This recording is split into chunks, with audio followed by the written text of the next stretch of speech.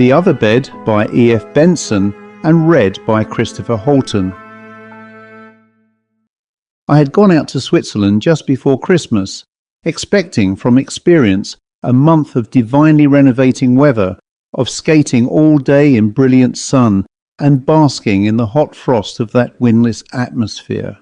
Occasionally, as I knew, there might be a snowfall, which would last perhaps for 48 hours at the outside, and would be succeeded by another 10 days of cloudless perfection, cold even to 0 at night, but irradiated all day long by the unflecked splendour of the sun. Instead, the climatic conditions were horrible. Day after day a gale screamed through this upland valley that should have been so windless and serene, bringing with it a tornado of sleet that changed to snow by night.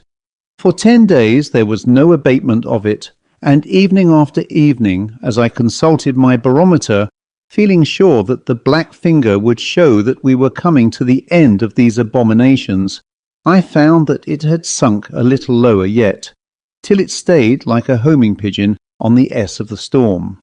I mention these things in depredation of the story that follows, in order that the intelligent reader may say at once, if he wishes, that all that occurred was merely a result of the malaise of nerves and digestion that perhaps arose from these storm-bound and disturbing conditions. And now, to go back to the beginning again.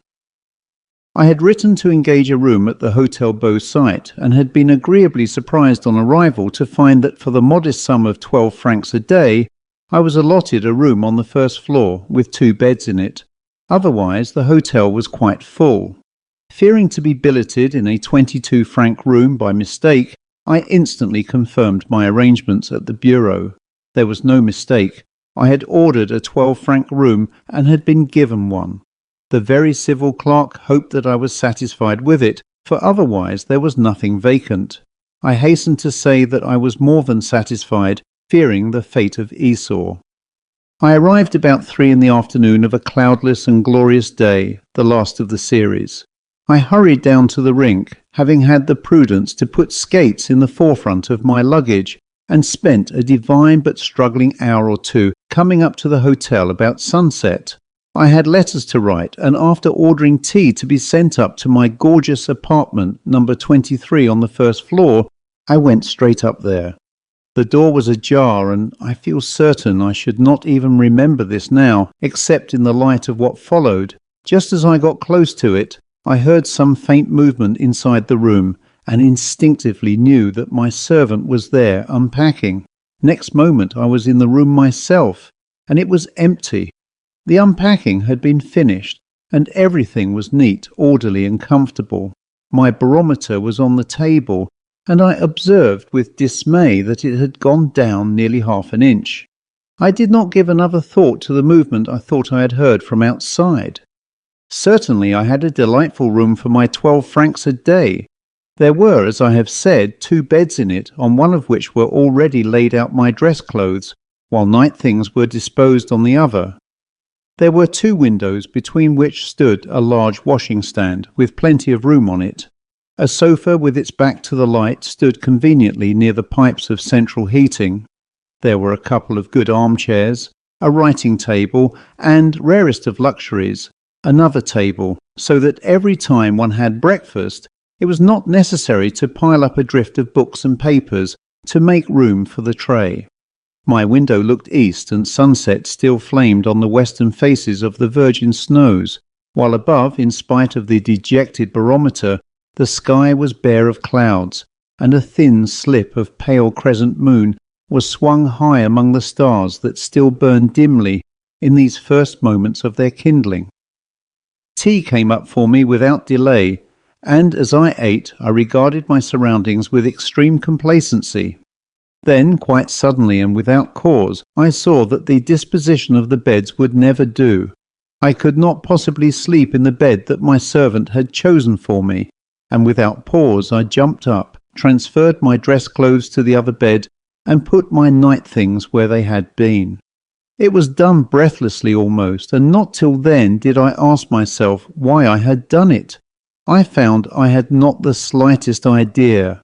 I had merely felt that I could not sleep in the other bed. but having made the change I felt perfectly content. My letters took me an hour or so to finish, and I had yawned and blinked considerably over the last one or two, in part from their inherent dullness, in part from quite natural sleepiness, for I had been in the train for 24 hours and was fresh to these bracing airs which so conduced to appetite, activity and sleep. And as there was still an hour before I need dress, I lay down on my sofa with a book for excuse, but the intention to slumber as reason, and consciousness ceased as if a tap had been turned off. Then I dreamed that my servant came very quietly into the room to tell me no doubt that it was time to dress. I suppose there were a few minutes to spare yet, and that he saw I was dozing, for instead of rousing me, he moved quietly about the room, setting things in order. The light appeared to me to be very dim, for I could not see him with any distinctness. Indeed, I only knew it was he because it could not be anybody else.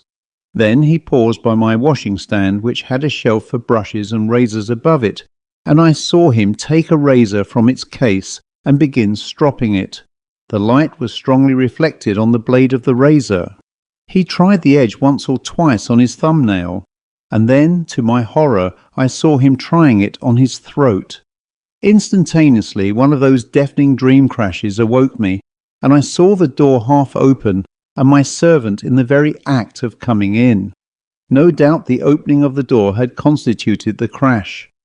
I had joined a previously arrived party of 5, all of us old friends, and accustomed to see each other often, and at dinner and afterwards in intervals of bridge, the conversation roamed agreeably over a variety of topics, rocking turns and the prospects of weather, a thing of vast importance in Switzerland, and not a commonplace subject, and the performances at the opera, and under what circumstances, as revealed in Dummy's hand, is it justifiable for a player to refuse to return his partner's original lead in No Trumps. Then over whiskey and soda and the repeated last cigarette, it veered back via the Zunzigs to thought transference and the transference of emotion. Here one of the party, Harry Lambert, put forward the much-discussed explanation of haunted houses based on this principle. He put it very concisely. Everything that happens, he said, whether it is a step we take or a thought that crosses our mind, makes some change in its immediate material world. Now, the most violent and concentrated emotion we can imagine is the emotion that leads a man to take so extreme a step as killing himself or somebody else. I can easily imagine such a deed so eating into the material scene, the room or the haunted heath, where it happens, that its mark lasts an enormous time. The air rings with the cry of the slain and still drips with his blood. It is not everybody who will perceive it, but sensitives will. By the way, I am sure that the man who waits on us at dinner is a sensitive. It was already late, and I rose. Let us hurry him to the scene of a crime, I said. For myself, I shall hurry to the scene of sleep. Outside, the threatening promise of the barometer was already finding fulfillment, and a cold, ugly wind was complaining among the pines, and hooting round the peaks, and snow had begun to fall. The night was thickly overcast, and it seemed as if uneasy presences were going to and fro in the darkness. But there was no use in ill augury. And certainly, if we were to be housebound for a few days, I was lucky in having so commodious a lodging. I had plenty to occupy myself with indoors, though I should vastly have preferred to be engaged outside, and in the immediate present how good it was to lie free in a proper bed after a cramped night in the train. I was half undressed when there came a tap at my door, and the waiter who had served us at dinner came in carrying a bottle of whiskey. He was a tall young fellow, and though I had not noticed him at dinner, I saw at once now, as he stood in the glare of the electric light, what Harry had meant when he said he was sure he was a sensitive. There is no mistaking that look. It is exhibited in a peculiar in-looking of the eye. Those eyes, one knows, see further than the surface. "The bottle of whiskey for monsieur," he said, putting it down on the table. "But I ordered no whiskey," said I. He looked puzzled. "Number 23, he said. Then he glanced at the other bed. "Ah, for the other gentleman, without doubt," he said. "But there is no other gentleman," said I. "I am alone here." He took up the bottle again. "Pardon, monsieur," he said. "There must be a mistake. I am new here. I only came today. But I thought—" "Yes," said I. "I thought that number 23 had ordered a bottle of whisky," he repeated. "Good night, monsieur, and pardon." I got into bed, extinguished the light, and feeling very sleepy and heavy with the oppression, no doubt, of the snow that was coming, expected to fall asleep at once. Instead, my mind would not quite go to roost, but kept sleepily stumbling about among the little events of the day, as some tired pedestrian in the dark stumbles over stones instead of lifting his feet. And as I got sleepier, it seemed to me that my mind kept moving in a tiny little circle. At one moment it drowsily recollected how I had thought I had heard movement inside my room. At the next it remembered my dream of some figure going stealthily about and stropping a razor. At a third it wondered why this Swiss waiter with the eyes of a sensitive thought the number 23 had ordered a bottle of whisky. But at the time I made no guess as to any coherence between these little isolated facts. I only dwelt on them with drowsy persistence. Then a fourth fact came to join the sleepy circle, and I wondered why I had felt a repugnance against using the other bed. But there was no explanation of this forthcoming either, and the outlines of thought grew more blurred and hazy until I lost consciousness altogether. Next morning began the series of awful days, sleet and snow falling relentlessly with gusts of chilly wind, making any out-of-door amusement next to impossible. The snow was too soft for tobogganing, it balled on the skis, and as for the rink, it was but a series of pools of slushy snow. This in itself, of course, was quite enough to account for any ordinary depression and heaviness of spirit. But all the time I felt there was something more than that to which I owed the utter blackness that hung over those days. I was beset too by fear that at first was only vague, but which gradually became more definite, until it resolved itself into a fear of number 23, and in particular a terror of the other bed. I had no notion why or how I was afraid of it. The thing was perfectly causeless, but the shape and the outline of it grew slowly clearer, as detail after detail of ordinary life, each minute and trivial in itself, carved and moulded this fear till it became definite. Yet the whole thing was so causeless and childish that I could speak to no one of it. I could but assure myself that it was all a figment of nerves disordered by this unseemly weather. However, as to the details, there were plenty of them. Once I woke up from strangling nightmare, unable at first to move, but in a panic of terror, believing that I was sleeping in the other bed. More than once, too, awaking before I was called, and getting out of bed to look at the aspect of the morning, I saw with a sense of dreadful misgiving that the bedclothes on the other bed were strangely disarranged, as if someone had slept there and smoothed them down afterwards, but not so well as not to give notice of the occupation. So one night I laid a trap, so to speak, for the intruder, of which the real object was to calm my own nervousness, for I still told myself that I was frightened of nothing, and tucked in the sheet very carefully, laying the pillow on the top of it. But in the morning it seemed as if my interference had not been to the taste of the occupant, for there was more impatient disorder than usual in the bedclothes, and on the pillow was an indentation, round and rather deep, such as we may see any morning in our own beds. Yet by day these things did not frighten me, but it was when I went to bed at night that I quaked at the thought of further developments. It happened also from time to time that I wanted something brought me, or wanted my servant. On 3 or 4 of these occasions my bell was answered by the sensitive, as we called him, but the sensitive, I noticed, never came into the room. He would open the door a chink to receive my order, and on returning would again open it a chink to say that my boots, or whatever it was, were at the door. Once I made him come in, but I saw him cross himself as, with a face of icy terror, he stepped into the room. and the sight somehow did not reassure me. Twice also he came up in the evening when I had not rung at all, even as he came up the first night, and opened the door a chink to say that my bottle of whisky was outside.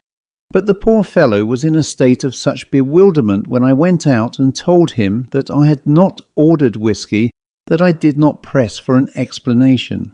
He begged my pardon profusely. He thought a bottle of whisky had been ordered for number 23. It was his mistake entirely. I should not be charged for it. It must have been the other gentleman. Pardon again. He remembered there was no other gentleman. The other bed was unoccupied. It was on the night when this happened for the second time that I definitely began to wish that I too was quite certain that the other bed was unoccupied. The 10 days of snow and sleet were at an end, and tonight the moon once more, grown from a mere slip to a shining shield, swung serenely among the stars. But though at dinner everyone exhibited an extraordinary change of spirit, with the rising of the barometer and the discharge of this huge snowfall, the intolerable gloom which had been mine so long but deepened and blackened. The fear was to me now like some statue nearly finished, modelled by the carving hands of these details, and though it still stood below its moistened sheet, any moment I felt the sheet might be twitched away and I be confronted with it. Twice that evening I had started to go to the bureau to ask to have a bed made up for me anywhere in the billiard room or the smoking room, since the hotel was full, but the intolerable childishness of the proceeding revolted me. What was I afraid of? A dream of my own, a mere nightmare, some fortuitous disarrangement of bed linen, the fact that a Swiss waiter made mistakes about bottles of whisky? It was an impossible cowardice. But equally impossible that night were billiards or bridge or any form of diversion. My only salvation seemed to lie in downright hard work, and soon after dinner I went to my room, in order to make my first real countermove against fear, and sat down solidly to several hours of proof correcting, a menial and monotonous employment, but one which is necessary, and engages the entire attention.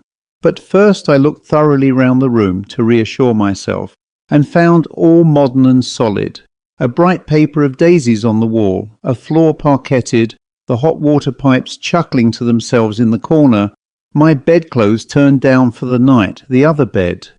The electric light was burning brightly, and there seemed to me to be a curious stain, as of a shadow, on the lower part of the pillow and the top of the sheet, definite and suggestive, and for a moment I stood there again, throttled by a nameless terror.